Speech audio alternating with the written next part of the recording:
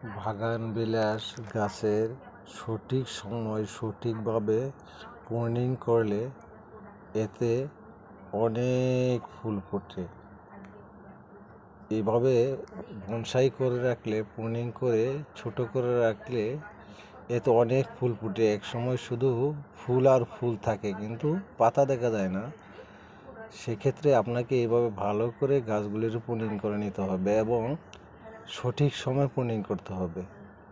যদি এভাবে করা যায়, আপনার বাড়ির আঙ্গিনায় বা অফিসে যদিও কোথাও আপনি করেন, তাহলে দেখবেন আপনি ছোট্ট একটা টবে করেও অন্তত এই গাছটাকে আপনি সৌন্দর্য উপভোগ করার জন্য হোম ডেকোরেশন হিসেবেও সাবমিট করতে পারবেন।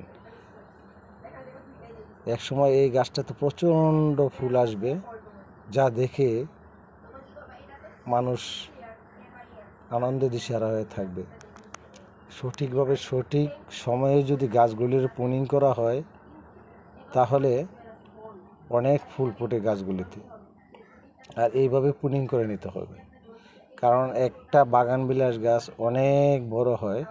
আপনারা চাইলে বড় রাখতে পারেন, কিন্তু বড় না রেখে যদি এভাবে বনসাইয়ের মতো প্রুনিং করে রাখেন, তাহলে গাছগুলি অতি ছোট থাকবে এবং অনেক ছোট অবস্থায় সে ফুল দিবে।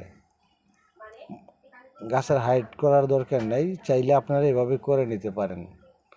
এভাবে করলে অনেক ফুল ফুটবে এবং এই যে এখন প্রুনিং করা হচ্ছে, এইভাবে প্রুনিং করে নিলে মাসে হয়তো 2বার প্রুনিং করা লাগতে পারে আপনাদের। 2বার প্রুনিং করলে আপনি এইভাবে গাছটাকে আস্তে আস্তে বনসাই রূপে পরিবর্তন করতে পারবেন। এভাবে বনসাই করতে পারবেন। সুন্দরভাবে দেখেন কি সুন্দর করে গাছটার প্রুনিং করা হচ্ছে এবং